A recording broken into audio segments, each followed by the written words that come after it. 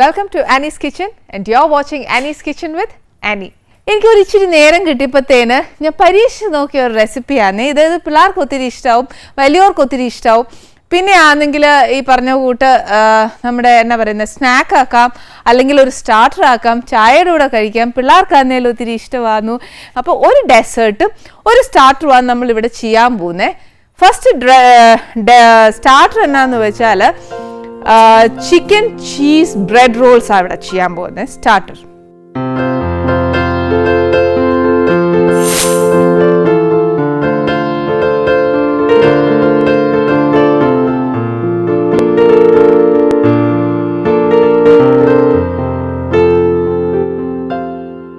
പിന്നെ ചെയ്യാൻ പോകുന്നത് നമ്മൾ കാരമൽ പുഡിങ്ങാണ് ചെയ്യാൻ പോകുന്നത്. അപ്പോൾ ഫസ്റ്റ് നമ്മൾ എന്നാ ചെയ്യാൻ പോകുന്നത് ഫ്രഞ്ച് കാരമൽ പുഡിങ് ഇവിടെ ചെയ്യാൻ പോകുന്നത്.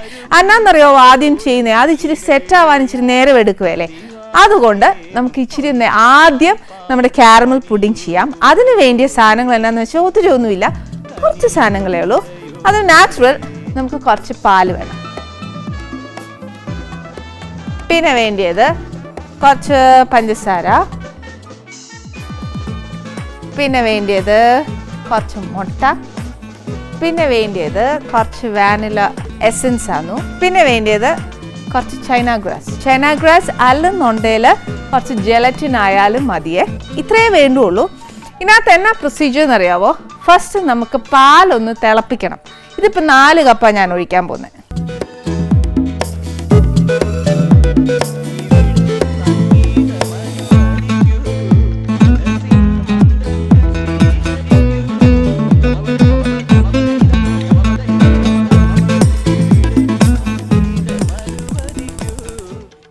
അടുപ്പ് കത്തിച്ച് വെച്ച് പാലിന് വേണ്ടിയിട്ടുള്ള ഒരു ഇച്ചിരി പഞ്ചസാര ഇടാവുള്ളൂ, ഒത്തിരി ഇടല്.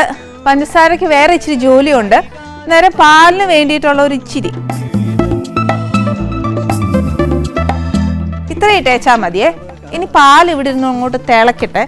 തിളച്ച് കഴിയുമ്പോഴത്തേക്ക് നമുക്ക് വേറെ കുറച്ച് ജോലി ചെയ്യാം.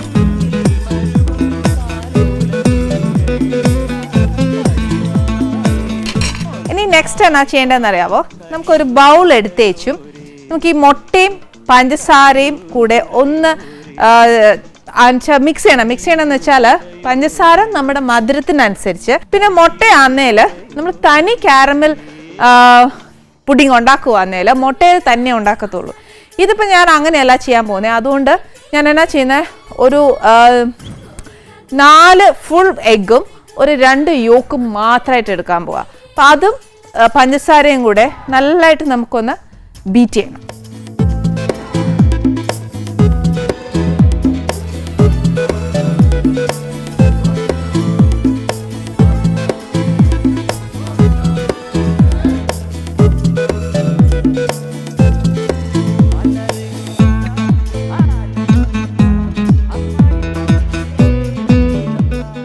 നാല് ഫുൾ എഗ്ഗും ഇനി എന്നാ ചെയ്യേണ്ടതെന്ന് വെച്ചാൽ 2 യോക്ക് മാത്രം.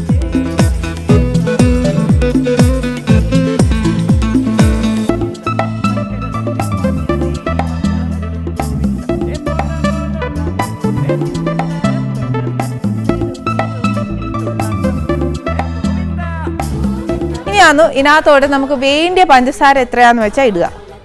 എനിക്ക് ഇച്ചിരി മധുരം കൂടുതലല്ല, അപ്പം ഞാൻ ഇച്ചിരി കണക്കിന് ഇടുക. പിന്നെ ഒരു ഇച്ചിരി വാനിലയും കൂടെ ഇതിനകത്ത് ഒഴിക്കണം.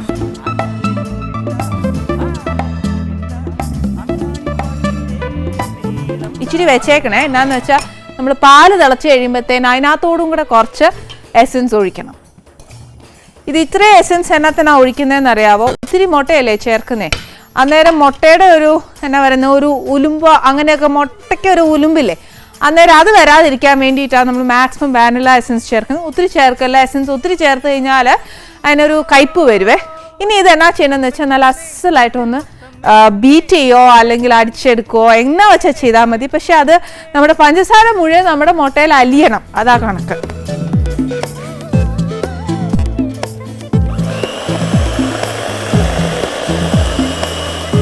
ഇത് ഒത്തിരി ഫ്ലഫി ആയിട്ടൊന്നും അടിക്കണ്ട കേട്ടോ. എന്നാന്ന് വെച്ചാൽ ഞാൻ നേരത്തെ പറഞ്ഞു കൂട്ടാ പഞ്ചസാര ഒന്ന് മുട്ടയിൽ അലിയണം, അത്രേ ഉള്ളൂ. ഇനി നെക്സ്റ്റ് എന്നാ ചെയ്യേണ്ടതെന്ന് വെച്ചാൽ നമുക്ക് കുറച്ച് പഞ്ചസാര കാരമലൈസ് ചെയ്യണമേ.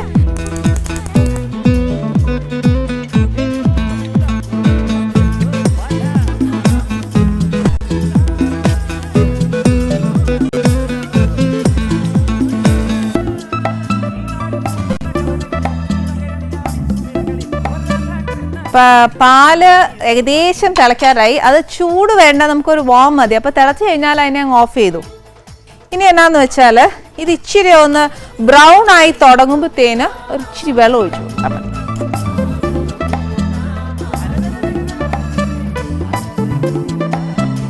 എന്തായാലും പാല് തിളച്ച് അന്നേരം ഞാനിത് ഓഫ് ചെയ്യുക. ഇനി ഇതിവിടെ ഇച്ചിരി നേരം ഇരിക്കട്ടെ. അതിന് മുന്നേ നമുക്ക് വാനില അങ്ങ് ചേർത്തേക്കാം. ഇല്ലേലും ഉണ്ടല്ലോ, പിന്നെ ആകുമ്പത്തേനും ഓർക്കുകയില്ല.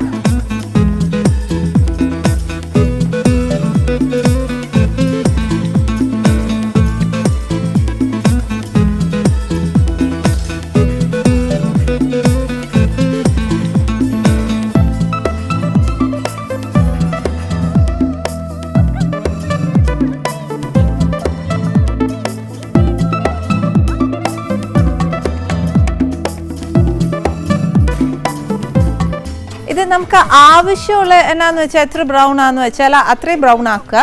ഞാനൊരു ഇച്ചിരി ബ്രൗൺ ആക്കിയിട്ടുണ്ട്. ഇനി എന്നാന്നറിയാവോ, ഞാനൊരു ഇച്ചിരി വെള്ളം ഒഴിച്ചു കൊടുക്കുക. അന്നേരം തീ അങ്ങോട്ട് നല്ലതായിട്ട് കുറച്ച് വെച്ച് ഇച്ചിരി ദൂരോട്ട് നിന്ന് വേണം ഒഴിക്കാൻ. ഇങ്ങനെ ഒഴിച്ചേക്കല്ലേ. അതിൻ്റെ ആ ബബിൾസ് വരുമ്പോഴത്തേക്ക് അന്നേരം നമ്മുടെ കൈ ഒന്ന് പൊള്ളുവേ. അന്നേരം അതുകൊണ്ടാണ് ഞാൻ പറഞ്ഞത് ഇച്ചിരി നീങ്ങി നിന്നേ ചോദിച്ചേക്കണമെന്ന്.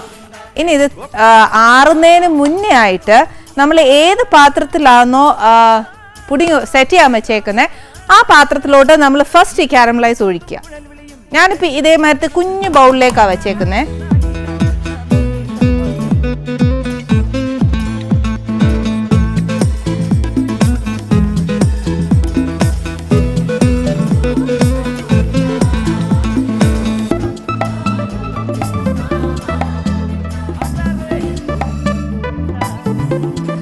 ഒന്ന് വട്ടം ചുറ്റിച്ചേച്ച് അങ്ങ് വെച്ച് കഴിഞ്ഞാൽ അത് ഹോൾ പാത്രത്തിനകത്താവേ. ഇനി അഥവാ നമ്മുടെ ഈ മൗലിനകത്ത് തികഞ്ഞില്ല, ഇച്ചിരി കൂടി ബാക്കി ഉണ്ടെന്നുണ്ടെങ്കിൽ നമ്മുടെ ഏതെങ്കിലും പാത്രത്തിനകത്തോട്ട് ഇത് ബാക്കി കാരമലൈസും കൂടെ ഒഴിച്ച് വെച്ചേച്ചാൽ മതി. ഇനിയിപ്പോൾ എൻ്റെ അന്നേൽ ഈ 5 ബൗൾ. ഇനി നെക്സ്റ്റ് പ്രൊസീജിയറാണ് നമ്മൾ ചെയ്യാൻ പോകുന്നത്. ഇനി നമ്മുടെ പാല് തിളച്ചിരിക്കുക. അതിനകത്തോട്ട് നമ്മൾ നേരത്തെ അടിച്ചു വെച്ചേക്കുന്നില്ലേ മുട്ട, ആ മുട്ടയും പഞ്ചസാരയും കൂടെ ചേർത്തേച്ച് ആ മുട്ട ഒന്ന് വേവുണ്ടായോ, അന്നേരം ആ വേവ് മാത്രം. അപ്പം നമ്മുടെ ഈ പാലിന് ഒരു കാര്യം സംഭവിക്കും ഇത് ചേർക്കുമ്പോഴത്തേന്. അതെന്നാന്നുള്ളതല്ലേ കാണിച്ചു തരാം കേട്ടോ.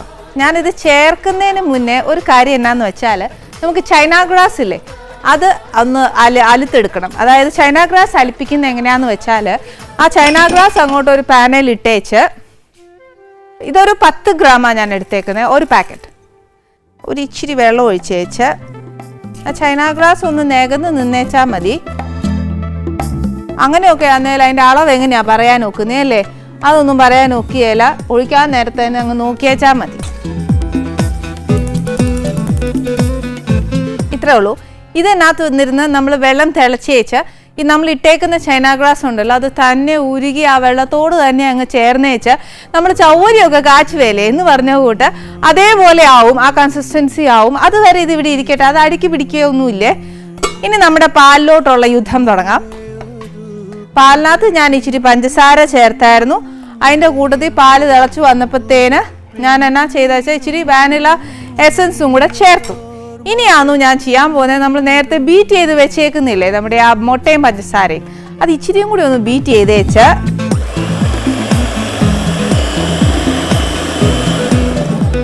ഞാൻ നേരത്തെ പറഞ്ഞ കൂട്ടം ഒത്തിരി ഫ്ലഫിയോ ഒന്നും ആക്കണ്ട, അതൊന്ന് അലിഞ്ഞ് ചേർന്നേച്ചാൽ മാത്രം മതി.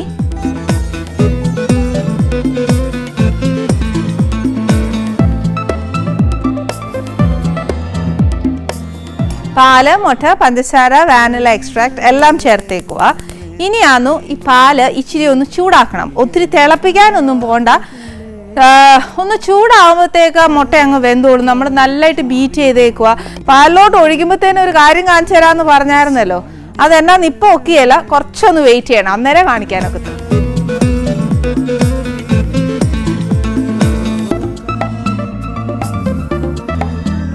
ചൈന ഗ്രാസ് ഇട്ടേച്ച് ഒന്ന് മാറി നിന്നേക്കല്ലേ.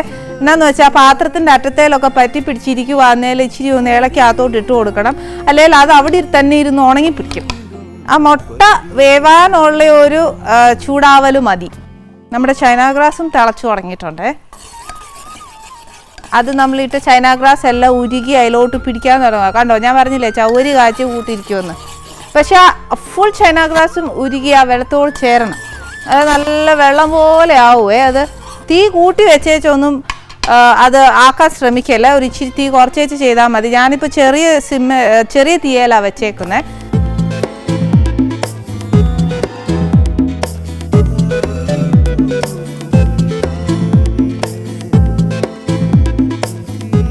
ഓക്കെ, പാൽ ഏകദേശമായിട്ടുണ്ട്. ഇത് തിളപ്പിക്കണ്ട, നമ്മൾ തിളച്ച പാലല്ലേ. അന്നേരം ഈ സമയത്ത് നമ്മുടെ ചൈന ഗ്രാസ് കൂടെ ഇതിനകത്തോട്ട് ഒഴിച്ചു കൊടുക്കുക. ഇപ്പോഴാണ് നമ്മുടെ ആ സസ്പെൻസ് ഞാൻ പറയാൻ പോകുന്നത്. എന്നാന്നറിയോ, നിങ്ങളെല്ലാവരും വിചാരിക്കുവേലേ ഇതിപ്പോൾ ശരിക്കും പറഞ്ഞാൽ നല്ല അസൽ പുഡിങ്ങായി വരുമെന്ന്. ഒരിക്കലും വരികയല്ല. കണ്ടില്ലേ, അത് അന്തസ്സായിട്ട് പിരിഞ്ഞത്. ഇതെങ്ങനെ ഇനിയിപ്പോൾ ഞാൻ പുഡിങ് ഉണ്ടാക്കുന്നത് അല്ലേ? ഇതാ ഞാൻ പറഞ്ഞ സസ്പെൻസ്.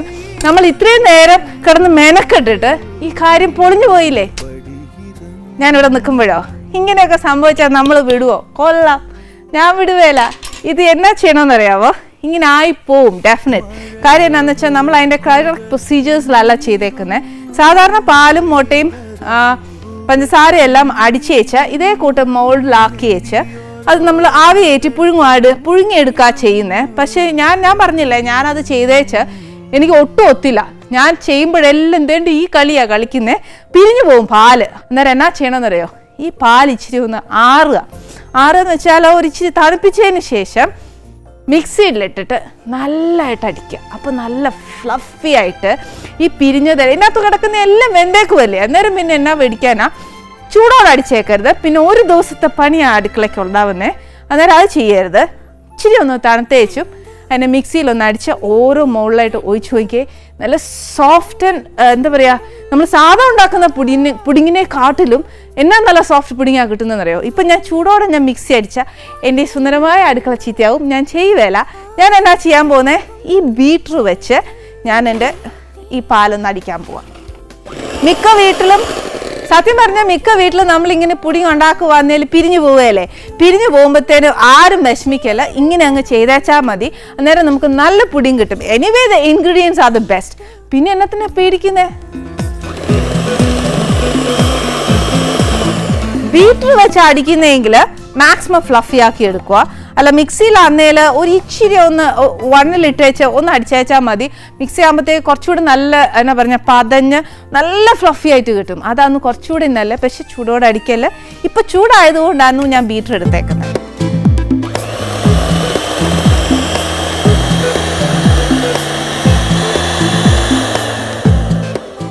ഇനി എന്നാ ചെയ്യണമെന്ന് അറിയാവോ, നമ്മുടെ തവി ഉപയോഗിച്ച് വെച്ച് എത്രയാ അളവ് വേണ്ട നോക്കിക്കേ. ഞാൻ പറയുന്നതിനകത്ത് വിശ്വാസം ഇല്ലാന്നുണ്ടെങ്കിൽ നോക്കിക്കേ, തിരിച്ച് ബാക്ക് ടു ആ പാല് തന്നെയായില്ലേ ഇത്, അതേ കൂട്ട് തന്നെ ആവുമേ. അതുകൊണ്ട് മിക്ക വീട്ടിലും പുഡിങ് ഉണ്ടാക്കുവാന്നേൽ അഥവാ പിരിഞ്ഞു പോവാന്നേൽ എൻ്റെ വകയുള്ള ഒരു ബെസ്റ്റ് ടിപ്പായത് ഇച്ചിരി ഒന്ന് തണുത്തേച്ചും, ഒത്തിരി തണുക്കാൻ നിൽക്കല്ലേ, ചൈന ഗ്രാസ് ചേർത്തുകൊണ്ട് വേഗം കട്ടിയാവും.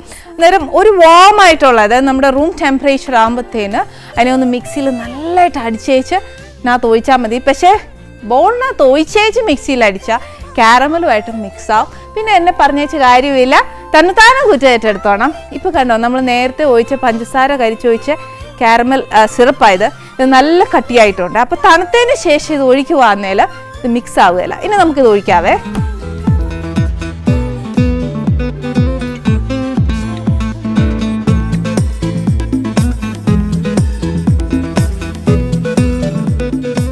ഇത്രയേ ഉള്ളൂ. ഇനിയാണ് ഒരു 10 മിനിറ്റ്, അതായത് ഈ ചൂടോടെ വെക്കുവാന്നേലും നമ്മുടെ ഫ്രിഡ്ജ് ചീത്തയാവും. എന്നാ ചെയ്യണം, ഇച്ചിരി ഒരു റൂം ടെമ്പറേച്ചർ ആകുമ്പോൾ ഇത് ഇച്ചിരി ഒന്ന് കട്ടിയായി തുടങ്ങുമേ. അന്നേരത്തേക്ക് നമുക്ക് ഫ്രിഡ്ജിൽ വെച്ചാൽ മതി. ഇനി എന്നാ ചെയ്യണമെന്ന് വെച്ചാൽ, ഇനി പിരിഞ്ഞ പാല് നമ്മൾ പുഡിങ്ങാക്കി എടുത്തു. അതിന് സ്പെഷ്യൽ കമ്മീഷൻ എനിക്ക് തരണം. മിക്കവർക്കും ഇത് പറ്റുന്നതാന്നു. എല്ലാവരും എന്നെ വിളിച്ച് ചോദിക്കുന്ന ഈ പിരിഞ്ഞ പാൽ എന്നാ എടുക്കും, കളയട്ടെ എന്ന്. അന്നേരം കളയൊന്നും ചെയ്യില്ല. ഇങ്ങനെയൊക്കെ നമ്മുടെ കയ്യിൽ വിദ്യയുണ്ട്. എത്ര കാശ് മുടക്കിയാന്നേ നമ്മളിതെല്ലാം മേടിക്കുന്നത്. അന്നേരം പിന്നെ അങ്ങ് ചുമ്മാ കളയാൻ നോക്കുമോ? ഓക്കെ അല്ലല്ലോ. നെക്സ്റ്റ് നമ്മൾ പിരിയാത്തൊരു റെസിപ്പിയാണ് ചെയ്യാൻ പോകുന്നത്. അതൊരു സ്റ്റാർട്ടറാണെന്ന് നേരത്തെ പറയുന്ന കൂട്ട് ഇത് എല്ലാ ജനറേഷനിലുള്ള ആൾക്കാർക്കും ഇഷ്ടപ്പെടുന്നത് തന്നെയാണ്. ഇതെന്നാന്ന് വെച്ചാൽ ചിക്കൻ ചീസ് ബ്രെഡ് റോൾസ്. ഇതാണ് നമ്മളിവിടെ ചെയ്യാൻ പോകുന്നത്. ഇത് കുറച്ച് ഫ്രൈഡ് ഐറ്റം ആണെങ്കിലും ഒത്തിരി ഓയിൽ കണ്ടന്റ് വരികയല്ല. നമ്മൾ കട്ട്ലേറ്റ് ഒക്കെ വറുക്കുന്ന കൂട്ട് മാത്രമേ വരുള്ളൂ. ഇനി അതിന് വേണ്ടിയ സാധനങ്ങൾ എന്നാക്കിയാന്ന് പറഞ്ഞുതരാം. ഇതിപ്പോൾ ഞാൻ മേടിച്ചേക്കുന്നത് ചിക്കൻ കീമയാണ് മേടിച്ചേക്കുന്നത്. പിന്നെ വേണ്ടിയ കുറച്ച് സവാള കുഞ്ഞു കുഞ്ഞായിട്ട് അരിഞ്ഞേക്കുക. പിന്നെ ആന്നേൽ കുറച്ച് ക്യാപ്സിക്കം, പിന്നെ കുറച്ച് പച്ചമുളക്, പിന്നെ വേണ്ടിയത് കുറച്ച് ഇഞ്ചിയും വെളുത്തുള്ളിയും കൂടെ ചതച്ചേക്കുക. അല്ലെന്നുണ്ടെങ്കിൽ ഇഞ്ചിയും വെളുത്തുള്ളി അരിഞ്ഞു വെച്ചാലും മതി. പിന്നെ വേണ്ടിയ കുറച്ച് ബട്ടർ, പിന്നെ കുറച്ച് കോണ്, കുറച്ച് വൈറ്റ് പെപ്പർ പൗഡർ, പിന്നെ വേണ്ടിയ കുറച്ച് ജീരകപ്പൊടി, പിന്നെ വേണ്ടിയ കുറച്ച് ഗരം മസാല. പിന്നെ ഇതിന് കുറച്ച് മല്ലിയില വേണം, അതുകൊണ്ട് നമ്മുടെ കണക്കിന് അങ്ങ് കിട്ടും. പിന്നെ വേണ്ടിയത് കുറച്ച് ചീസാണ്. ഇതിന് വേണ്ടിയ ബ്രെഡ് എന്നാന്നോ കുറച്ച് വലിയ ബ്രെഡാണ് വേണ്ടത്. അതായത് നമ്മുടെ സാൻഡ്വിച്ച് ബ്രെഡ് ഇല്ലേ, ആ ബ്രെഡ് കൂട്ടാ ഇച്ചിരി വലിയ ബ്രെഡ് മേടിച്ചേക്കണേ. പിന്നെ വേണ്ടിയത് കുറച്ച് ബ്രെഡ് ക്രംസ്. പിന്നെ വേണ്ടിയത് നമുക്ക് വറുത്തെടുക്കാനായിട്ടുള്ള എണ്ണ. ഇത്രയേ വേണ്ടുള്ളൂ. അപ്പോൾ ഇനി നമുക്കൊരു കാര്യം ചെയ്യാം. ഇതിനൊരു ഇച്ചിരി പണിയുണ്ട്. അത് ഒത്തിരി പണിയൊന്നുമല്ല, കുറച്ച് പണിയേ ഉള്ളൂ. എന്നാലും നമ്മൾ ആ വയറ്റി എടുത്ത് അതൊക്കെ ചെയ്ത് വരുമ്പോഴത്തേന് ഇച്ചിരി നേരം എടുക്കും. അന്നേരം നമുക്ക് ആദ്യം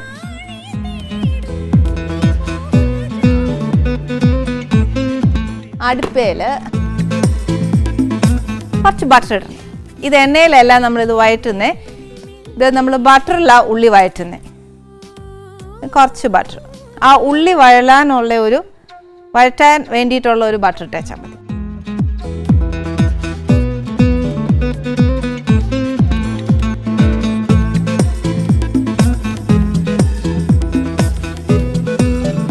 ഇതിനകത്തോട്ട് നമ്മുടെ ഉള്ളി ഇടുക.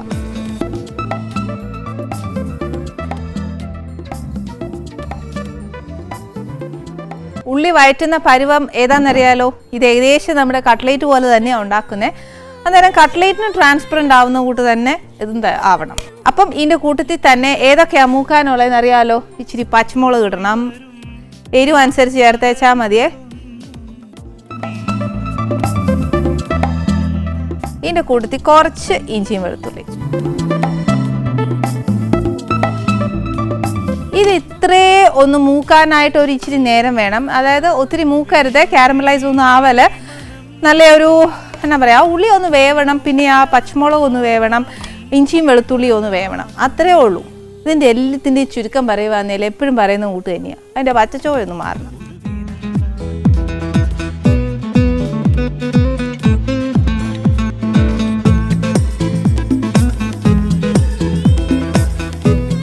ഉള്ളി ഇട്ടേക്കുമല്ലേ, ആ ഉള്ളി ഒച്ചിരി ഒന്ന് വാടിക്കഴിയുമ്പോഴത്തേന് നമ്മുടെ ആ ക്യാപ്സിക്കം ഒരിച്ചിരി ഇടണം. ഇത് ഇച്ചിരി ഇടാവുള്ളൂ. അതെന്നാ ഇച്ചിരി ഇടാൻ പാടുള്ളൂ എന്ന് പറഞ്ഞെന്നുള്ളത് പിന്നെ പറയാവേ. പിന്നെ ഒരു ഇച്ചിരി കോൺ ഇടണം. പിന്നെ ഒരു ഇച്ചിരി മല്ലിയില ഇടണം. വൈറ്റും ഗ്രീനും യെല്ലോയും കൂടെ ആകുമ്പോഴത്തേനും ഒരു നല്ല കളർഫുള്ളാണ്. പെട്ടെന്നൊന്ന് മൂത്ത് കിട്ടാനാന്നേലും ഒരു ഇച്ചിരി ഉപ്പ് ചേർത്തേച്ചാൽ മതി കേട്ടോ. എന്നാലും ഒരു ഇച്ചിരി ഒന്ന് ആ ഉള്ളി ഒന്ന് വേവണം. അതാ അതിൻ്റെ ഒരു പരുവം, അല്ലെങ്കിൽ ഒക്കിയല്ല. നമുക്ക് നേരം ഇല്ലാത്തതുകൊണ്ട് നമുക്ക് എന്നാ ചെയ്യാന്നറിയാവോ, ഒരു ഇച്ചിരി ഉപ്പിട്ട് കൊടുത്തേക്കാവേ.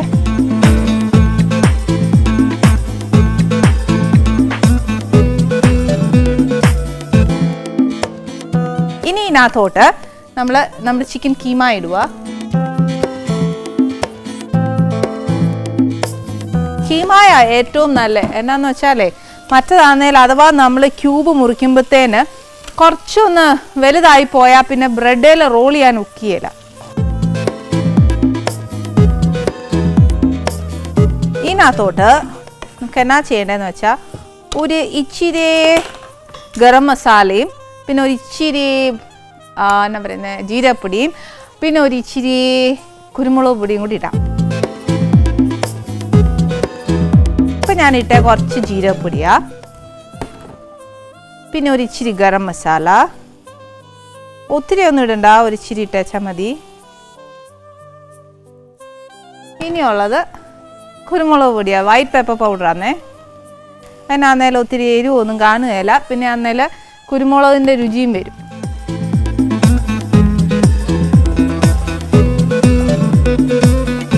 ഇനി നമ്മുടെ ചിക്കൻ നമ്മൾ നേരത്തെ ഇച്ചിരി ഉപ്പ് ചേർത്തായിരുന്നു.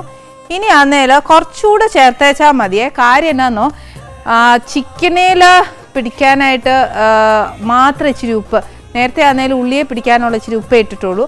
ഇത് ചിക്കനെ പിടിക്കാൻ മാത്രമുള്ള ഉപ്പ് മതി. കാര്യം എന്നാന്നോ, കുറച്ച് കഴിയുമ്പോഴത്തേക്ക് നമ്മൾ ചീസും കൂടെ ഗ്രേറ്റ് ചെയ്തിടുമ്പം ചീസിന് ബേസിക്കലി ഇച്ചിരി സോൾട്ട് ഉണ്ട്. അന്നേരം പിന്നെ നമ്മൾ ഒത്തിരി ഉപ്പാക്കണ്ടല്ലോ. പിന്നെ ഒന്ന് നോക്കി വെച്ച് നമ്മളത് മിക്സ് ചെയ്തിട്ട് നോക്കി വെച്ച് ഉപ്പ് കുറവാന്നേലും ചേർത്തേച്ചാൽ മതി. അതുകൊണ്ട് ഇച്ചിരി ഉപ്പ് എടുത്തോളൂ.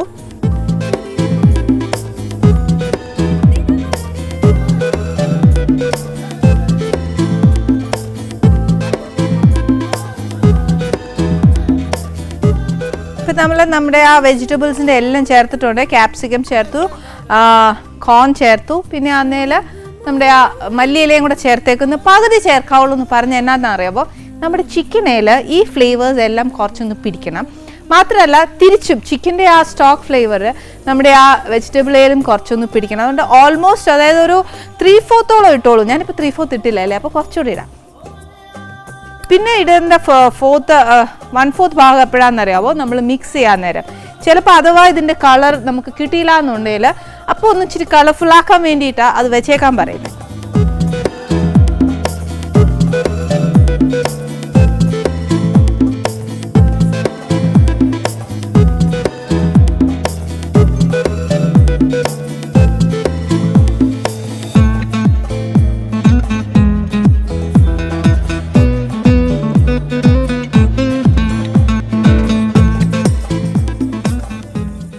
ഇപ്പം നമ്മൾ ചേർത്തേക്കുന്ന കംപ്ലീറ്റ് ഐറ്റം എന്നാന്ന് വെച്ചാൽ ഞാൻ ഇറച്ചി നമ്മുടെ ആ പൊടിയെല്ലാം ചേർത്തു, എല്ലാം ചേർത്തേക്കുക. ഇനി ഒറ്റ കാര്യമേ ഉള്ളേ, നമ്മൾ ഇതിൻ്റെ ഇടയിൽ ഇച്ചിരി ഉപ്പ് വേണേൽ ചേർത്തോണം, കുരുമുളക് വേണേൽ ചേർത്തോണം, കുരുമുളകല്ല കുരുമുളക് പൊടി ചേർത്തോണം. ഇനി എരിവ് അഥവാ വേണം എന്ന് തോന്നുവാന്നേൽ ഏറ്റവും കൂടുതൽ ടേസ്റ്റ് വരുന്നത് എന്നതിനാണെന്നറിയോ, കുരുമുളക് ചേർക്കുമ്പോൾ തന്നെയാണ്. പിന്നെ പച്ചമുളക് വേണ്ട, കുരുമുളക് ചേർക്കുമ്പോൾ തന്നെയാണ് ടേസ്റ്റ് ഒന്നൊന്നായിട്ട് കൂടുന്നത്. പിന്നെ എന്നാന്ന് വെച്ചാൽ നമ്മൾ ബാക്കി വെച്ചേക്കുന്ന കുറച്ച് ക്യാപ്സിക്കവും ആ കോണും കൂടെ ചേർത്തേക്കണം. ഞാനിപ്പോൾ കോൺ എന്നാ ചേർക്കാത്തതെന്നറിയാവോ, ഞാൻ ഇളക്കിക്കൊണ്ടിരുന്നപ്പോൾ തന്നെ ഇല്ലേ, എനിക്കതിങ്ങനെ അത് അവിടെ ഇരിക്കുന്ന കണ്ടപ്പോഴത്തേനും വലിയ പ്രയാസമായിരുന്നു. അതുകൊണ്ട് ഞാനങ്ങ് നേരത്തെ ചേർത്തന്നേ ഉള്ളൂ. ഇപ്പോൾ വേണമെങ്കിൽ ചേർത്താൽ മതി. പിന്നെ എന്നാന്ന് വെച്ചാൽ ഇച്ചിരി കുറച്ച് കൂടുതൽ മല്ലിയിലയും കൂടെ ഇടുക.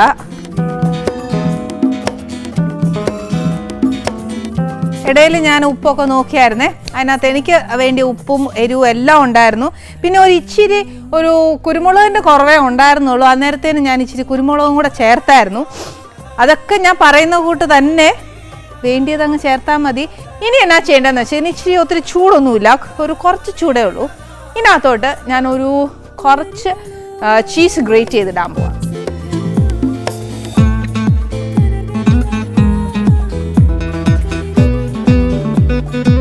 ചീസ് ഇട്ട് കഴിഞ്ഞാൽ നമ്മൾ ഈ എന്നാ പറയുന്ന ഈ തവി കൊണ്ടൊന്ന് ഇളക്കല്ല, ഒരു ഇച്ചിരി സ്പൂൺ കൊണ്ട് ഒന്ന് ഇളക്കി വെച്ചാൽ മതി. ചീസ് കുറവ് ഫീൽ ചെയ്യുവാന്നേൽ കുറച്ചുകൂടി ഇട്ടോണം. അല്ലെന്നുണ്ടെങ്കിൽ എന്നാ ചെയ്യണമെന്ന് വെച്ചാൽ നമ്മൾ ബ്രെഡിനകത്തോട്ട് റോൾ ചെയ്യുമ്പോഴത്തേന് അതിനകത്തോട്ട് കുറച്ച് ഗ്രേറ്റ് ചെയ്ത് ഇട്ടേച്ചാലും മതി. വറുത്തെടുക്കാൻ വേണ്ടിയിട്ടുള്ള എണ്ണ ഒഴിച്ചോണം. ഇനി നമ്മൾ ഈ ബ്രെഡ് മുഴുത്ത ബ്രെഡാണ് മേടിച്ചേക്കുന്നത്. ഏതാണെന്നറിയോ, സാൻഡ്വിച്ച് ബ്രെഡാണ് ചെയ്തേക്കുന്നത്. ആ ബ്രെഡ് നമുക്കൊന്ന് സൈഡൊക്കെ മുറിച്ച് വെച്ച് അതിനൊന്ന് പരത്തണം.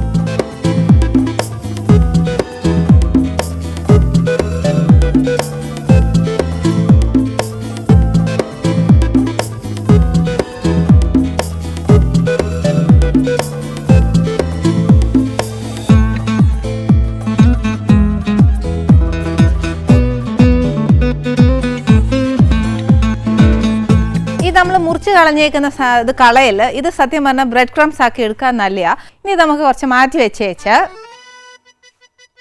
സെയിം പ്രൊസീജിയേഴ്സ് എന്നാന്നറിയോ, നമ്മൾ കട്ട്ലേറ്റ് ഒക്കെ വറക്കുകയല്ലേ എന്ന് പറഞ്ഞ പോലെ മുട്ടയിൽ മുക്കിയിട്ട് ബ്രെഡ് ക്രംസിൽ മുക്കിയിട്ട് വറുത്തെടുക്കുക ചെയ്യണ്ടേ. പക്ഷെ അതിന് മുമ്പ് ഒരു കാര്യം എന്നാന്ന് വെച്ചാൽ നമുക്ക് ഈ ബ്രെഡ് ഒന്ന് പരത്തണം.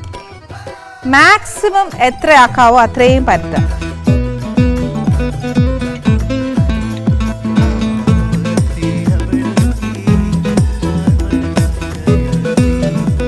ഇതിനകത്തോട്ട് നമ്മുടെ ഫില്ലിങ് വെക്കണം.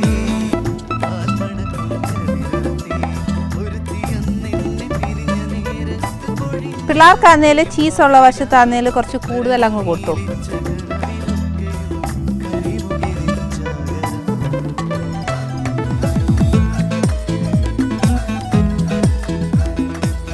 ഇത് ഇപ്പം ഇങ്ങനെ റോൾ ചെയ്താൽ മാത്രം പോരാ, നമ്മുടെ ലാസ്റ്റ് പോർഷനകത്തോട്ട് ഒരു ഇച്ചിരി വെള്ളം നനച്ചേച്ച് ഇതിങ്ങനെ നമ്മൾ തൂത്ത് കൊടുക്കണം. തൂത്ത് കൊടുക്കുമ്പോഴത്തേന് ഇതങ്ങ് ഒട്ടുവേ. അതാ അതിൻ്റെ കണക്ക്.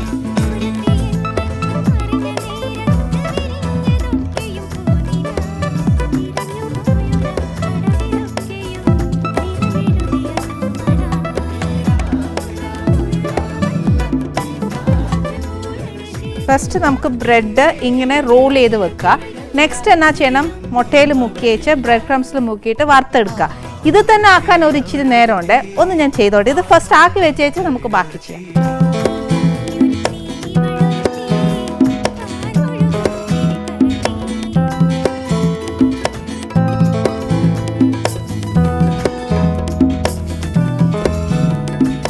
ഇനി ഒരു കാര്യം പറയാനുണ്ട്. നമ്മൾ ഈ ബ്രെഡ് ശരിക്കും നമ്മൾ മേടിച്ച് വെച്ച് തലേന്നൊന്നും മേടിച്ച് വെക്കരുത്. അഥവാ നമ്മൾ കരുതുവാണെങ്കിൽ തലേന്ന് മേടിച്ച് വെക്കുവാന്നേൽ ഒരു കാര്യം ചെയ്യേണ്ട എന്നാന്ന് വെച്ചാൽ ബ്രെഡ് ഒന്ന് ചൂടാക്കി വെച്ച് ഇച്ചിരി ഒന്ന് സോഫ്റ്റ് ആക്കി വെച്ച ശേഷം വേണം പരത്താൻ. ഇല്ലേലുണ്ടല്ലോ അത് പൊട്ടിപ്പോവും. നമ്മൾ പരത്തിയാൽ നോക്കിയേല റോൾ ചെയ്യാൻ നേരം ഓരോ വശമായിട്ട് പൊട്ടിപ്പോവും.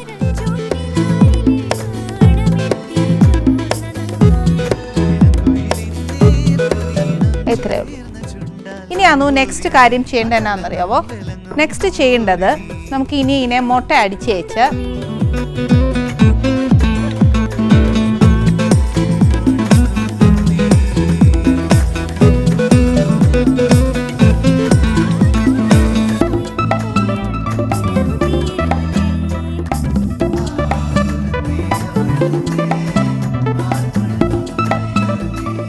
നല്ലതായിട്ട് ബീറ്റ് ചെയ്ത് വെച്ച് നമ്മൾ സെയിം പ്രൊസീജിയർ ഏതാന്ന് വെച്ചാൽ നമ്മുടെ കട്ട്ലേറ്റിനൊക്കെ ഉണ്ടാക്കുകയല്ലേ എന്ന് പറഞ്ഞ കൂട്ട് മുട്ടയിൽ ആദ്യം മുക്കി വെച്ച്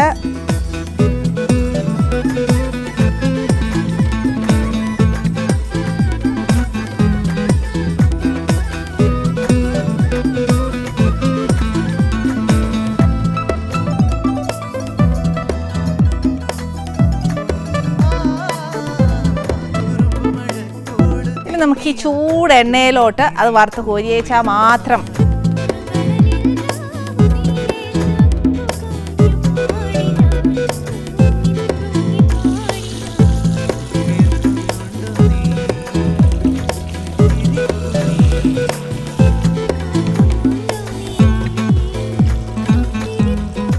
ഇതിന് പിന്നെ ഒത്തിരി മൊരുവൊന്നുമില്ല, ഒത്തിരി വേവൊന്നുമില്ല.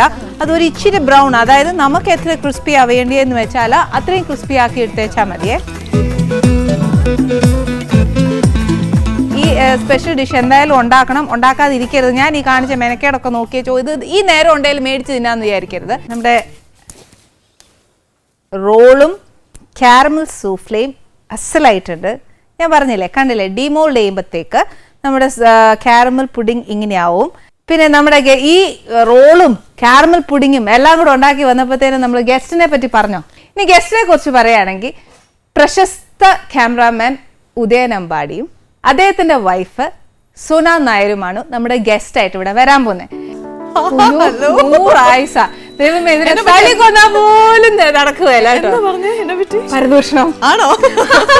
കാര്യം ഒരാളില്ലാത്ത സമയത്തല്ലേ നമുക്ക് അവരെ പറ്റി കൂടുതൽ പറയാൻ പറ്റും. എനിക്ക് ആക്ച്വലി ഈ ഒരു പ്രോഗ്രാമിന് ആനിയാണ് ചെയ്യുന്നു, അല്ലെങ്കിൽ നമ്മുടെ ചിത്രം ആനിയാണ് ചെയ്യുന്നു എന്ന് പറയുമ്പോൾ പറഞ്ഞ് ഈ പ്രോഗ്രാം കാണാൻ ഇത് എത്ര എപ്പിസോഡ് വന്നു പറയുമ്പോൾ സത്യം പറയാലോ എല്ലാ എപ്പിസോഡ്സും ഒരു പരിധി വരെ കാണാൻ പറ്റില്ല. സ്പെഷ്യൽ എപ്പിസോഡ് ഞാൻ പേടിച്ചു. എന്നോട് പറഞ്ഞു അനിയെ കാണാൻ വരുന്നു. അടുക്കള സംഭവങ്ങളൊന്നും ഞാൻ അറിഞ്ഞിട്ടില്ലായിരുന്നു. ഞാൻ പറഞ്ഞുതരാം. എന്റെ അടുക്കളയിലേക്ക് വരുമ്പോ നാച്ചുറൽ ഞാനൊരു ഗസ്റ്റിനെ ഇത് പടക്കം പോലെ ഇത് ആക്ച്വലി ഇത് ശരിക്കും ഞാൻ ബേക്കറിയിലൊക്കെ കണ്ടിട്ടുള്ള ചിക്കൻ റോൾ അത്രേ കണ്ടിട്ടുള്ളൂ. ഇത് ചിക്കൻ ചീസ് റോൾസ് ആണ്. ഓ അത് ശരി. ചിക്കൻ പിന്നെ ഇത് കാരമൽ പുഡിംഗ്. ഇത് രണ്ടും കഴിച്ചിട്ടുണ്ട്. ഒത്തിരി വിശേഷം ഉണ്ടല്ലേ നമുക്ക് പറയാന്. ബെസ്റ്റ് പാചകത്തെ കുറിച്ചൊക്കെ പറയണേ. ഏതാ നാടൻ ഭക്ഷണം ഏതാ ഉണ്ടാക്കി ഉപ്പ് കൂടുതൽ ഉണ്ടാക്കി തന്ന ദിവസം പറയാം, Very good. കറക്റ്റ് ആയിട്ടുള്ള ദിവസം പറയാം, വെരി ഗുഡ്. പട്ടിണി കിട്ട ദിവസം പറയണ്ടല്ലോ. അത് മാത്രം കേട്ടാ മതി. ശരി, ഓക്കെ. അതൊക്കെ മതി. Very good. നമുക്ക് ഇരുന്ന് വർത്താനം പറയാം.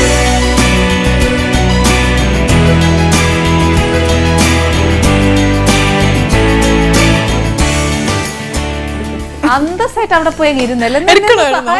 അയ്യോ ഇത് കൊണ്ടുവരണമായിരുന്നു. എന്ത് നല്ല ഫ്രണ്ടാന്ന്. സോറി.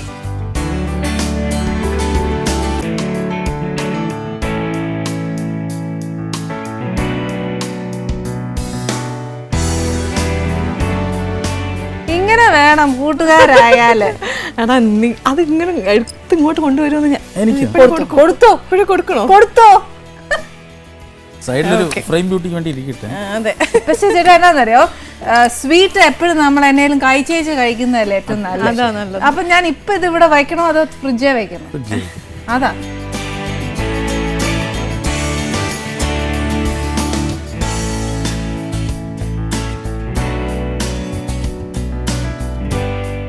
ചേട്ടാ ഈ നാടൻ ഭക്ഷണത്തിനെ കാട്ടിലും എനിക്ക് ആദ്യം അറിയണ്ടല്ലേ പെണ്ണല്ലേ വർഗം. അതുകൊണ്ട് അങ്ങനെയാന്നേ പട്ടിണി ഇട്ട കഥ പറയോ? പട്ടിണി ഇട്ടെന്ന് പറഞ്ഞാൽ ചാവി ഇല്ലായിരുന്നു, എല്ലാം ഉണ്ടാക്കി വെച്ചു. അങ്ങനെയാണ്. പിന്നെ വലിയ പ്രതീക്ഷയായിരുന്നു. അയ്യോ അത് അങ്ങനെ കേൾക്കാൻ വേണ്ടി ഇരുന്നല്ലേ. എല്ലാം ഉണ്ടാക്കി വെച്ചിരുന്നു, ചാവി അതാണ്. ദൈവമേ പട്ടണ ഇട്ടല്ലോ പാവം. അതുകൊണ്ടാണ് ഞാൻ മനഃപൂർവ്വം പറഞ്ഞത്. പ്രതീക്ഷ നശിപ്പിച്ചില്ല. ശരി, എന്നെ നാടൻ ഭക്ഷണം ഇവിടെ ഉണ്ടാക്കുന്ന ഏറ്റവും ബെസ്റ്റ് ഫുഡ് ഒത്തിരി കൊതി തോന്നിയത് ഫിഷ് കറി തന്നെയാണ്. ഫിഷിന്റെ 2-3 വെറൈറ്റീസ് ഉണ്ടാക്കാം. വെറൈറ്റി നമ്മുടെ നാടൻ ഭക്ഷണത്തിൽ വെറൈറ്റി ഏതാ അവിടെ സ്പെഷ്യൽ? തേങ്ങ അരച്ചാനോ അല്ല ചുമന്ന കൊടംപുളി ഇട്ട ഒരു സാധനം വെച്ചു, കോട്ടയംകാരുടെ പിന്നെ നല്ല ഇച്ചിരി എരിവൊക്കെ. ശരിക്കും ഈ ഓരോ സ്ഥലത്ത് പിക്നിക്കിനൊക്കെ പോവല്ലേ, അന്നേരം ബീങ് എ ഫോട്ടോഗ്രാഫർ ശരിക്കും ഇങ്ങനെ ലാൻഡ്സ്കേപ്സ് അങ്ങനെയൊക്കെ ചൂസ് ചെയ്യുക. ഇന്ന സ്ഥലത്ത് യാത്രയിലൊക്കെ ഇന്ന സ്ഥലത്ത് നമുക്ക് പോവാം. ക്യാമറ വിത്ത് മീ ഓൾവേസ് അല്ലേ ചേട്ടാ? ശരിക്കും ഈ ക്യാമറയിലേക്കാന്ന് ചേട്ടൻ ആദ്യമേ കുഞ്ഞുനാളിലെ ഇഷ്ടം? അല്ല, എൻ്റെ അങ്കിൾ നന്നായിട്ട് വരയ്ക്കുന്ന ഒരാളായിരുന്നു, ബോംബെയിലായിരുന്നു. പുള്ളിയുടെ സ്റ്റിൽ ക്യാമറ ഉണ്ടായിരുന്നു. അങ്ങനെയാണ് നമ്മൾ സ്റ്റിൽ ക്യാമറയിലൂടെ ഫോട്ടോഗ്രാഫിയിലേക്കുള്ള ഇൻട്രസ്റ്റ് ഉണ്ടായത്. ചേട്ടൻ്റെ ഫസ്റ്റ് ഇൻഡിപെൻഡന്റ് മൂവി ഏതാ? നയനങ്ങൾ എന്ന് പറഞ്ഞ ഫിലിമായിരുന്നു. അന്നത്തെ താരാ കല്യാണൊക്കെ ഉണ്ടായിരുന്നു. ഓക്കെ. മറ്റേ രവി വെള്ളത്തുള്ളിട്ടും. ചേട്ടാ അപ്പൊ ഫസ്റ്റ് ടൈം ചേട്ടനോട് ഇൻഡിപെൻഡന്റ് ആയിട്ട് വർക്ക് ചെയ്യാൻ പറഞ്ഞപ്പോൾ സോ ഹാപ്പി ആയിരുന്നു. പക്ഷെ പേടിയായിരുന്നു. അന്ന് ഈ അനലോഗ് ആയിരുന്നു, ഫിലിമാണ് ഫോർമാറ്റ്, ഡിജിറ്റൽ അല്ല. അപ്പോൾ അതിന്റെ ഡിഫറൻസ് ഭയങ്കര ആണ്. അന്നത്തെ കാലത്ത് ലൈറ്റ് മീറ്റർ വെച്ച് ചെക്ക് ചെയ്യുക, ലൈറ്റിംഗ്, അങ്ങനത്തെ ഒരു സംഭവം ഉണ്ട്. അപ്പോൾ ഫസ്റ്റ് ടൈം വർക്ക് ചെയ്തപ്പോഴാ പേടി വന്നു ഉണ്ടാവും. നമ്മൾ അത് ഡെവലപ്പ് ചെയ്ത് പ്രിന്റ് വന്നാൽ മാത്രമേ കാണാൻ പറ്റൂ. ഇപ്പൊ നമുക്ക് ഫ്രെയിമിൽ തന്നെ എടുക്കുമ്പോൾ തന്നെ കാണാമല്ലോ. അന്ന് മോണിറ്റർ അങ്ങനത്തെ ഫെസിലിറ്റീസ് ഒന്നും ഇല്ല. ഫസ്റ്റ് ഫിലിം 89-90 അപ്പോൾ ഈ ഗ്യാപ്പ് വരാൻ കഴിയും. അപ്പോൾ മസ്കറ്റിലായിരുന്നു, മസ്കറ്റ് ടെലിവിഷനിൽ ഞാൻ വർക്ക് ചെയ്തിരുന്നു, ഹാലി ടെലിവിഷൻ എന്ന് പറഞ്ഞു. അവിടുത്തെ ഡയറക്ടർ ഫോട്ടോഗ്രാഫി. അവിടെ പിന്നെ ഇവിടുത്തെ മലയാളം ഇൻഡസ്ട്രി ആയാലും ഒരിക്കൽ പോയിട്ട് തിരിച്ചു വന്നുള്ള ഗ്യാപ്പ് വന്നേമ്പത്തേനും നമ്മളെ അങ്ങ് വിട്ടു. പക്ഷെ അതങ്ങനെ വരുവാന്നേലും നമ്മുടെ ഡയറക്ടേഴ്സ് ചൂസ് ചെയ്യല്ലേ ഇന്ന ആള് തന്നെ മതി എന്നുള്ളത്. ഡെഫിനറ്റ്ലി. എനിക്ക് ഭയങ്കര എക്സ്പീരിയൻസ് ഉണ്ടായത് ശ്യാം സാറുമായിട്ട് വർക്ക് ചെയ്തപ്പോഴാണ്. ശ്യാം പ്രസാദ് സാറുമായിട്ട് ലണ്ടനിൽ വർക്ക് ചെയ്യാൻ പറ്റി. ഇംഗ്ലീഷ്. നീ എങ്ങനെ അങ്ങനെ ഫിലിമിലേക്ക് വന്നേ? ഒരു കൂടെയും കുഞ്ഞുപെങ്ങളെന്ന് പറഞ്ഞിട്ട് ടെലി സീരിയൽ 91 അപ്പം അതിലാണ് ഞാൻ ആദ്യമായിട്ട് മിനി സ്ക്രീനിലാണ് വരുന്നത്. TS അജി ആയിരുന്നു എൻ്റെ. അപ്പം അവരുടെ ഗാങ് വിളിച്ചു. അത് ഞാൻ കോളേജിൽ വിമൻസ് കോളേജിലായിരുന്നു. അപ്പം അവിടെ ഈ പാട്ടും ബഹളവും അവിടുത്തെ ആർട്ടിലെ ആർട്ട് ഫെസ്റ്റിവലിന് നമ്മുടേതായിട്ടുള്ള അറിയാമല്ലോ കോൺട്രിബ്യൂഷൻസ് നിറയെ ഉണ്ടായിരുന്നു. രാജശ്രീ വാര്യർ അവർ ഞങ്ങളെല്ലാവരും ഇങ്ങനെ യൂണിവേഴ്സിറ്റി തലത്തിലൊക്കെ ഡാൻസും പാട്ടും ഒക്കെ ആയിട്ട് അങ്ങനെ പോവുമായിരുന്നു. അപ്പം അങ്ങനെ അറിഞ്ഞിട്ടായിരിക്കണം. പിന്നെ കാലടി ഓമന എന്ന് പറഞ്ഞ ആക്ട്രസ് ഉണ്ട്. ഓമന ആൻറ്റി അന്ന് അതിൽ വർക്ക് ചെയ്യായിരുന്നു. അപ്പം ആൻറ്റിക്കും ഇങ്ങനെ എന്നെ അറിയാം. അങ്ങനെയാണ് ഇതിലേക്ക് വരുന്നത്. പിന്നെ അന്ന് കോളേജ് പക്ഷേ അമ്മ അധ്യാപികയായിരുന്നു. അപ്പം പഠിത്തത്തിന് ഭയങ്കരമായിട്ട് അമ്മ ഇമ്പോർട്ടൻസ് തന്നു. അപ്പോൾ പ്ലസ് അന്നൊരു എന്താ പറയുക ഒരു പാഷൻ ഒന്നും അങ്ങനെയൊന്നും ഉണ്ടായിരുന്നില്ല കേട്ടോ. സത്യം പറഞ്ഞാൽ സത്യമാണ്. ഇപ്പം അടുക്കളയ്ക്കകത്ത് നമുക്ക് സത്യം പറയാൻ കഴിയില്ലല്ലോ. സിനിമകൾ കാണാറുണ്ടായിരുന്നു, കോളേജിൽ ബങ്ക് ചെയ്ത് ക്ലാസ് ബങ്ക് ചെയ്ത് നമ്മൾ ഇതിന് ഫിലിംസിനൊക്കെ പോയിട്ടുണ്ട്, ഇല്ല എന്നല്ല. പക്ഷെ ഒരിക്കലും ഞാനൊരു ആക്ട്രസ് ആകുമെന്ന് സ്വപ്നത്തിൽ പോലും ഞാൻ കണ്ടിട്ടുമില്ല, ചിന്തിച്ചിട്ടുമില്ല. ഈ ക്ലാസ് കട്ട് ചെയ്യുന്ന കാര്യം ഇത് ഇപ്പോഴാണ് ഞാൻ അറിയുന്നത്. അല്ലല്ല ചുമ്മാ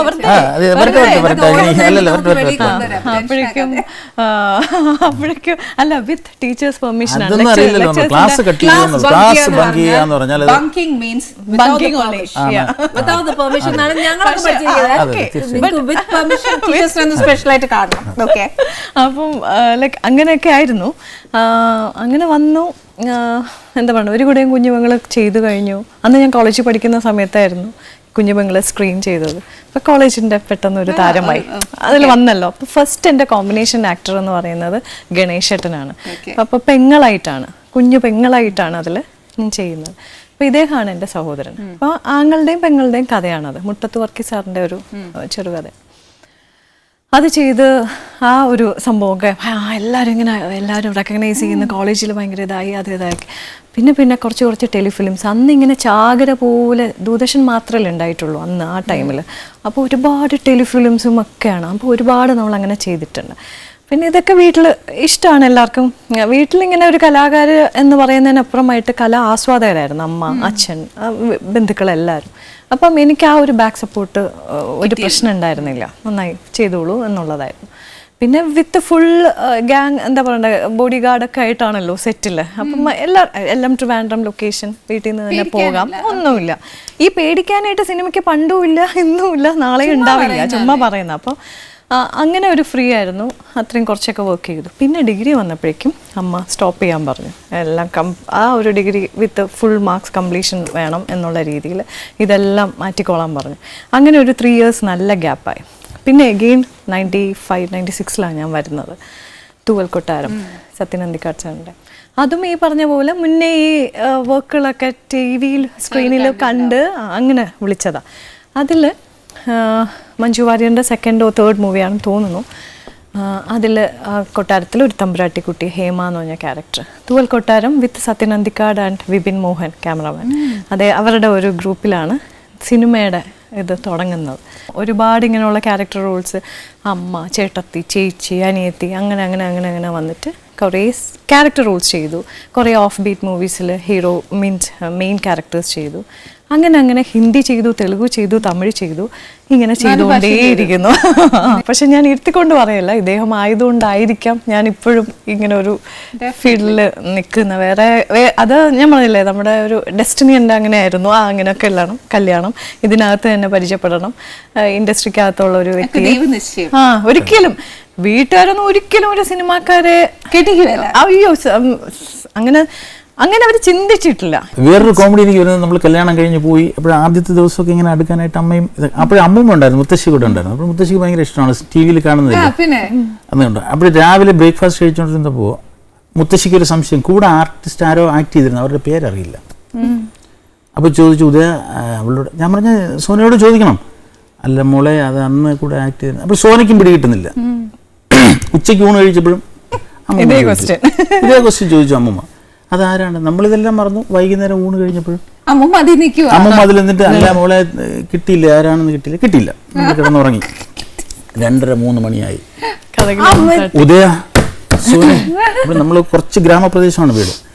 ഞാൻ വടിയൊക്കെ വെച്ചിട്ടുണ്ട് ഇവിടെ, എന്തെങ്കിലും ഇഴജന്തുക്കളോ എല്ലാം ഉണ്ടല്ലോ, അതെടുത്തിട്ട് പറഞ്ഞു, അയ്യോ സീനത്ത് കിടന്നുറങ്ങിക്കോളാം. സോന നായരിലേക്ക് എങ്ങനെ ഫോക്കസ്? ദൈവമേ, ആ ക്യാമറ ഇങ്ങനെ തിരിഞ്ഞൊക്കെ പറഞ്ഞു. അത് സത്യം പറഞ്ഞാൽ എങ്ങനെ ഒരു ദിവസം ഷൂട്ടിംഗ് മുടങ്ങി. അതാണ് വീട്ടിൽ വരാൻ കാര്യം. ഇങ്ങനെ ചെയ്യും പ്രൊഡ്യൂസർ. അല്ല, പ്രൊഡ്യൂസറെ കവചകുണ്ടലൊക്കെ ഇട്ട് പ്രൊഡ്യൂസർ വരുമല്ലോ. കവചകുണ്ടലം എന്നറിയില്ലേ, ബ്രേസ്ലെറ്റ് റെഡി ആയിട്ടുണ്ട്. എല്ലാ പ്രൊഡ്യൂസേഴ്സും ഇല്ല കേട്ടോ. അല്ല, ഞാൻ പറയാം അന്നത്തെ കാലത്ത് പ്രൊഡ്യൂസേഴ്സ് പുള്ളി ഒരു ഐഡന്റിറ്റി അതാണ്. ഒരു അഴകിയ രാവണൻ ഒരു ടൈപ്പായിരുന്നു. എന്നിട്ട് എന്നോട് പറഞ്ഞു, അമ്പടി പൈസ കുറച്ച് ഷോർട്ടേജ് ഉണ്ട്, വണ്ടി പടിഞ്ഞാറോട്ട് പോയിട്ടുണ്ട്. പുള്ളി തെക്ക് പടിഞ്ഞാറൊക്കെ എന്ന് പറയും, പടിഞ്ഞാറ് പോയിട്ടുണ്ട്, നിങ്ങൾ ഇന്ന് ചെയ്യണം. സോമൻ ചേട്ടൻ എന്നോട് പറഞ്ഞു, ഉദയ ഇത് കളിപ്പീരാണ്, ഞാൻ പോവുകയാണ്. അപ്പോൾ ട്രിവാൻഡ്രത്ത് നിന്ന് വന്ന സോനയും സോനയുടെ അച്ഛനും ഉണ്ട്. അപ്പോൾ എന്നോട് സോനയുടെ അച്ഛൻ ചോദിച്ചു പോവുകയാണോ? ഞാൻ പറഞ്ഞു അതെ നമ്മൾ പോവുകയാണ്, അല്ല നമ്മളും ട്രിവാൻഡ്രത്തു നിന്നാണ് വന്നത്. അടുത്ത കാർ പടിഞ്ഞാറുന്ന് വരുന്നു, പൈസ വന്നിട്ടുണ്ട്, നാളെ ഒരു ദിവസം കഴിഞ്ഞാൽ ഷൂട്ടിംഗ് നടക്കും. അപ്പോൾ സോനയുടെ അച്ഛൻ നമ്മളെല്ലാം കൂടെ ഇങ്ങനെ ചീട്ട് കളിക്കുന്നു, ഇരിക്കുന്നു. അപ്പോൾ ഇടയ്ക്കിടയ്ക്കൊക്കെ വന്നിട്ട് ഇങ്ങനെ ഒരാൾ പോകുന്നുണ്ട്, frame entry out, frame entry. അപ്പോൾ ഞാൻ സാർ എന്നാണ് വിളിച്ചത് സോനയുടെ അച്ഛനെ. സാർ, പുള്ളി തിരിച്ചും സാർ സാർ എന്ന് വിളിച്ചു, തിരിച്ചും സാർ. എങ്ങനെയാണ്, അപ്പോൾ ഏത് ഭാഗത്താണ് താമസം? അപ്പോൾ നമുക്ക് എന്തെങ്കിലും തോന്നി തുടങ്ങിയാൽ പിന്നെ കൂടുതൽ ചോദിക്കില്ല. അപ്പോൾ ഇയാളും പറഞ്ഞു വീട്ടിൽ ആരൊക്കെ ഉണ്ട്, ചായ കുടിച്ചിട്ടുണ്ട്. ഞാൻ പറഞ്ഞു നിങ്ങൾ വീട്ടിലെ ആൾക്കാരെ കുറിച്ച് ചോദിക്കുകയാണെങ്കിൽ കല്യാണം കഴിക്കാനുള്ളവരെ അങ്ങനെ ചോദിക്കുള്ളൂ, അല്ലാതെ ചോദിക്കത്തില്ല. ഇത്രയും ഡീറ്റെയിൽസ് ഒക്കെ ചോദിക്കണമെങ്കിൽ ചുമ്മാ കളിക്ക് പറഞ്ഞതാണ്. സിസ്റ്റേഴ്സ് എത്രയൊക്കെ ചോദിക്കണമെങ്കിൽ എന്തോ ഉള്ളിലുണ്ട്, അതാണ് തുടക്കം. ഇനി അറിയേണ്ട കൂടുതൽ ഇനി അറിയേണ്ട അപ്പനോട് ചോദിച്ചു. അപ്പോഴപ്പനോട് ചോദിച്ചു മോളോട് എത്തിയ കാര്യം എന്ന് പറഞ്ഞാൽ മോൾ അപ്പോൾ രാവിലെ അമ്പലത്തിലേക്ക് പോകാൻ പോകുന്നു. ഒരു 5 രൂപ തൊട്ടെടുത്ത് കൊടുത്തിട്ട് പറഞ്ഞു ഇതങ്ങ് ഇട്ടേക്കണം. അല്ലല്ല, എടുത്ത് തന്നു, സോന എടുത്ത് തന്നു, അമ്പലത്തിൽ പോവില്ല ഇട്ടേക്കണം എന്നോട്. അപ്പോഴങ്ങനെ ദക്ഷിണ ഇടണമെങ്കിൽ വീട്ടിൽ വരാനുള്ള ഒരു കുട്ടിയാണല്ലോ, മുഖത്ത് നോക്കി പറഞ്ഞു. അങ്ങനെയൊന്നും ഞാൻ വിചാരിച്ചിട്ടില്ല, ചിന്തിച്ചിട്ടില്ല, അങ്ങനെയൊന്നും ചിന്തിച്ചിട്ടില്ല. ചിന്തയെ കൊണ്ട് എനിക്കറിയാം ഞാൻ അമ്പലത്തിൽ പോയിട്ട് വരട്ടെ, ചുമ്മാതെ പറഞ്ഞു പോയി. പിറ്റേന്ന് ഷൂട്ടിംഗ് തുടങ്ങുമ്പോൾ അറിയാമല്ലോ നാച്ചുറൽ. അങ്ങനെ ആയി. പിന്നെ ഇനി ജാതകവും ഇതൊക്കെ നോക്കണമല്ലോ. നോക്കിയിട്ടൊന്നുമില്ല കേട്ടോ, ജാതകം ഇതൊക്കെ നോക്കണം, ഇത് വീട്ടിൽ അവതരിപ്പിക്കണം. അപ്പൊ തിരിച്ചിങ്ങോട്ട് വരുന്നത് അതല്ല, തിരിച്ച് വീട്ടിൽ വരാനുള്ള കൊച്ചാന്ന് പറഞ്ഞേ ഇദ്ദേഹം അംഗീകരിച്ചോ? അത് നേരം ഇല്ല, പക്ഷെ ഈ മൗനം സമ്മതം പണ്ട് കേട്ടില്ല. ചേട്ടനങ്ങ് തീരുമാനിച്ചു. അതെന്താ അറിയാവോ, അതിനിടയ്ക്ക് ഇങ്ങനെ നമുക്കിങ്ങനെ ഒരു പ്രണയം തോന്നി. അത് അറിഞ്ഞോണ്ടാണ് 5 രൂപ എടുത്ത് കൈ കൊടുത്തേ? അല്ല, അത് ആക്ച്വലി 5 രൂപ എടുത്ത് കയ്യിൽ അല്ല, എനിക്ക് അങ്ങോട്ട് എല്ലാം മറന്നു കേട്ടോ. കാരണം പുള്ളിക്ക് അമ്പലത്തിൽ എല്ലാവരും പെരുമ്പാവൂരായിരുന്നു. അപ്പം തുടങ്ങുന്നതിന് മുൻപായിട്ട് അമ്പലത്തിലൊന്ന് പോയി തൊഴുതിട്ട്, അമ്പലത്തിന്റെ അവിടെയാണ് ഷൂട്ടും ഫ്രണ്ടിൽ. ഇദ്ദേഹത്തിന് ഷർട്ട് ഊരാൻ വയ്യ അകത്ത് കയറണമെങ്കിൽ. അപ്പം ഞാൻ അച്ഛനും കയറുന്നുകൊണ്ട് എന്റെ കയ്യിൽ ഒരു 5 രൂപയുടെ കോയിൻ എടുത്ത് ഇട്ടേക്കാൻ പറഞ്ഞു. അപ്പൊ അകത്ത് പോയിട്ട് ഞാൻ എന്താ ചെയ്തെന്ന് വെച്ചാല്, ഈ സാധനം ഞാൻ കൊണ്ട് ഇടാതെ ഇതെടുത്ത് ഞാൻ കണ്ണിൽ വെച്ചിട്ട് ഞാനാ ചുറ്റിയിടുന്നത്. അപ്പൊ ഞാൻ ഇതൊന്നും ചിന്തിക്കുന്നില്ല. അപ്പൊ ഇതൊക്കെ ശരിക്കും പറഞ്ഞാൽ അപ്പം മുതൽ ഇന്നു വരെ അങ്ങനെ ഒരു പ്രണയമോ കാര്യങ്ങളോ ഒന്നും, ഞാൻ മിക്സഡ് സ്കൂളിലാണ് പഠിച്ചത്, അത്തരങ്ങളിലുള്ള സംഭവങ്ങളോ ഒന്നുമില്ല. ആരുമായിട്ട് ഒരു പ്രണയമോ കാര്യങ്ങളോ, എല്ലായിടത്തും ഒരു മച്ച സെറ്റപ്പാണ്. പക്ഷെ ഇതെങ്ങനെ വന്നു? അപ്പം ഇതൊക്കെയാണ് നമ്മുടെ നിശ്ചയം എന്ന് പറയുന്നത്. ഒരു കാര്യം ചെയ്യട്ടെ, നീ സീരിയലൊന്നും ചെയ്യല്ലെന്നൊരു വാർത്ത കേട്ടല്ലോ, എന്നത്തിന് അങ്ങനെ ചെയ്യുന്നുണ്ട്? ഓ, ഇതിനെ പറ്റി കേട്ടതാന്നേ. സോന ഇനി സീരിയലൊന്നും ചെയ്യല്ല, സിനിമയിൽ മാത്രമേ. ചുമ്മാ പറഞ്ഞുണ്ടാക്കിയതായിരിക്കും അല്ലേ? ഒരു ആർട്ടിസ്റ്റിന് ഒരിക്കലും അങ്ങനെ ചെയ്യാനോ? ഭക്ഷണം കഴിക്കണ്ടേ? അങ്ങനെയല്ല ചിത്തു.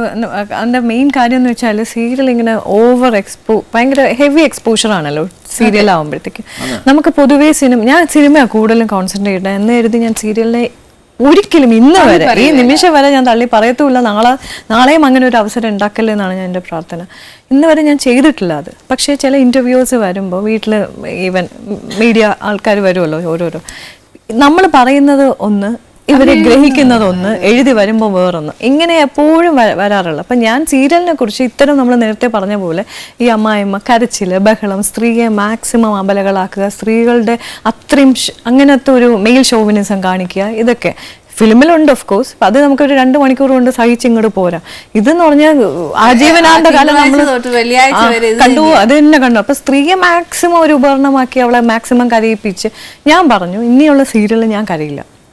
അത്രയും ബോൾഡായിട്ടുള്ള സ്ത്രീകൾ ഉണ്ടല്ലോ നമ്മുടെ സൊസൈറ്റിയിൽ. കരയുന്ന സബ്ജക്റ്റ് ആണെങ്കിൽ എൻ്റെ അടുത്ത് വരണ്ട, ഞാൻ കരയില്ല. ഞാൻ കരഞ്ഞ കാലങ്ങളുണ്ട്, അത് ഓക്കെ. അപ്പം അങ്ങനെ ഒരു ഇമേജും കിട്ടി. ആ കരയാൻ കൊണ്ട് വച്ച് നിർത്തി കൊടുത്താൽ ഭംഗിയായിട്ട് കരയും എന്നുള്ളത് അത് വേണ്ട, അതിനെ എനിക്ക് ബ്രേക്ക് ചെയ്യണം. ഇദ്ദേഹം എഴുതി വന്നത് ഇത്തരം സീരിയലുകളൊന്നും. അപ്പൊ ഞാൻ പറഞ്ഞു എനിക്ക് ഒരു സീരിയലും മതി, ഇഷ്ടം എനിക്ക് ഒന്നും മതി എന്ന് പറഞ്ഞ് വന്നപ്പം എന്താ മമ്മൂക്കയൊക്കെ പഠിക്കുകയാണ് സോന എന്നൊക്കെ. എനിക്കറിയത്തില്ല. സീരിയൽ എന്താണ്, സീരിയൽ ഒന്നും ചെയ്യില്ല, സീരിയൽ വളരെ മോശമാണ് എന്നൊക്കെ ഞാൻ പറഞ്ഞു എന്നൊക്കെ പറഞ്ഞിട്ട് സോഷ്യൽ മീഡിയയിൽ അങ്ങനെ വന്നു. ഇതൊന്നും ഞാൻ ഇഗ്നോർ ഇതൊന്നും റിയാക്ട് ചെയ്യാതെ മിണ്ടാതിരുന്നേച്ചാൽ മതി. ഇഗ്നോർ ചെയ്യുക. ഇനിയിപ്പോ ഇത്രയും നേരം പത്താൻ മതി. ഇത് വെച്ചോണ്ടിരിക്കുവല്ലേ ഇവിടെ. ആദ്യമേ കാണിച്ചതാ. എനിക്ക് തരുവോ ചെയ്ത് കഴിച്ചു തുടങ്ങട്ടെ. കഴിച്ചോളൂ. പിന്നെ ഇതിനെ കൂടെ കഴിക്കാം. നമ്മള് പ്ലേറ്റ് ഇട്ട് അപ്പോ രണ്ടുപേര് കഴിക്കുക, ഒരാളിരിക്കുക. ഇവക്ക് എന്നേലും ഒരു മര്യാദ ഉണ്ടോ? എനിക്ക് എന്തെങ്കിലും ഒന്ന് വാങ്ങിച്ചോണ്ട് എനിക്ക് ഞാൻ ഉണ്ടാക്കിയ ഭക്ഷണം വിളമ്പുന്ന ഏക ഒരു സുഹൃത്ത് ഇത് മാത്രമേ ഉള്ളൂ. നമുക്ക് മനസ്സോട് തോന്നുന്നുണ്ട് എനിക്ക് എന്നേലും ഉണ്ടായിക്കൊണ്ട് വരണത്. കാരണം ഇത്രയും വലിയൊരു ഞാൻ എന്താ സാധനം കൊണ്ടുവരാനുണ്ടോ?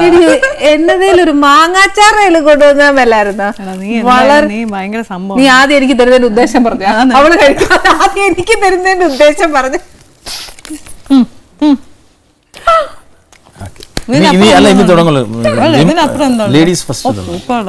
ഇങ്ങനെ കഴിക്കും, നശിപ്പിക്കുള്ളൂ എന്നെ.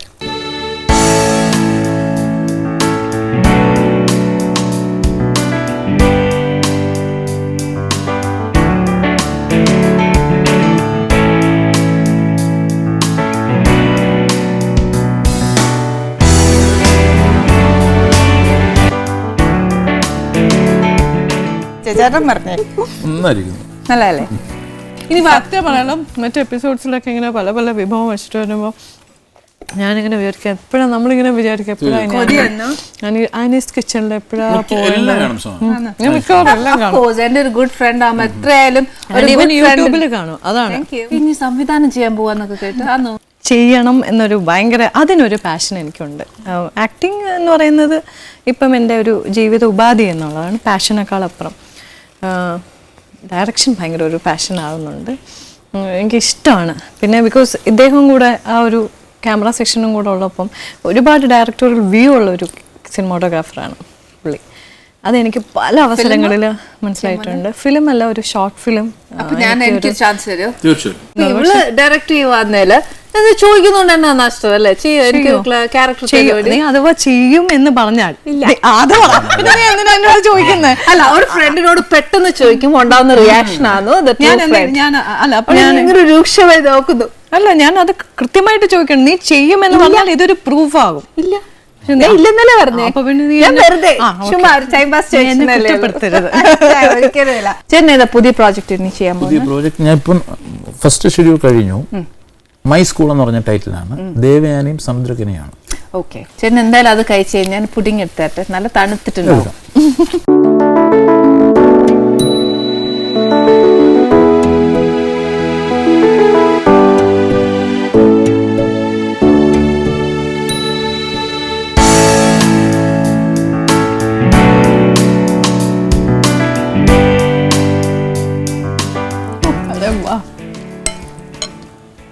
ഒന്നതല്ല സത്യം. കാരണം നമ്മള് ഈ മാരേജ് ഫംഗ്ഷൻ ഒക്കെ പോകുമ്പോഴും റിസപ്ഷൻ ഒക്കെ ഫുൾ ഇത്തരങ്ങളിലുള്ള പുഡിങ്സും സൂഫ്ലേസ് ഒക്കെ ഒരുപാട് കാണുമല്ലോ.